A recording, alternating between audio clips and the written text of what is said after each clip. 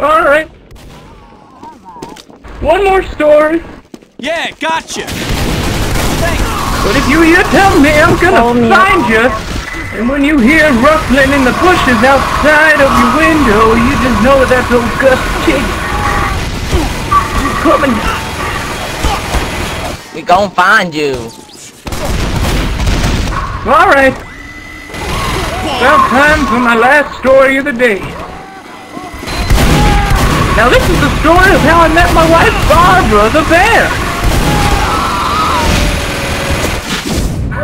Now, you might be asking yourself, oh, Gus Chickens, how did you marry a bear? And I will tell you that tale. One time I was out in the woods and I found a great big beehive full of nuts.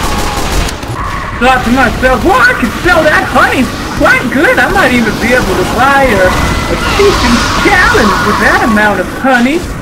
So I reached up and grabbed it, and I looked behind me, and what did I see but a giant grizzly bear.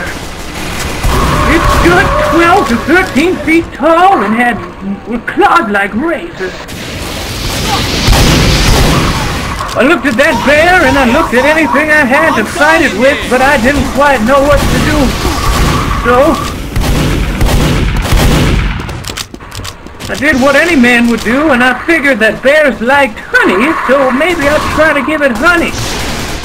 Now I put the beehive in front of its face, and several bees came out and stinged it all up in the face, and it got pretty pissed off. So that wasn't a very good idea. I was running out of options real quick, and I could see that bear recovering. So I did what I thought in the moment, and I just took that honey and spread it all over my body. Now I figured that if perhaps I was covered in the honey, the bear wouldn't want to eat me. And I don't know what I was thinking. I was pretty high on the opiates at the time, but luckily I was already naked, so I didn't need to take off any clothes. And I spread that honey up all over myself. And to my surprise, the bear began to sniff me, and it began to lick me in places I will not mention, for there are children in this location. And what do you know, I kinda liked it. And I kinda gave it some licking back, and what do you know, we started dating. And she'd ride me around on her back and ride me through town, and she'd eat some babies, and I'd watch.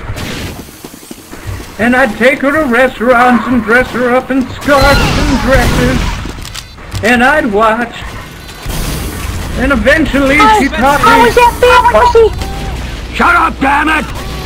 Eventually she taught me how to love, and made me feel things I never done felt before about no woman, a man, a bear, or any kind of feeling. You know, Gus isn't new to the sexual relations. I've had a couple of stand-ins with the ladies, and over 37 different species of animalia, but I've never found someone like Barbara before. She just understood me. One day, when she was busy gnawing on the thigh bone of an adventurer in the cave, I took her bare hands and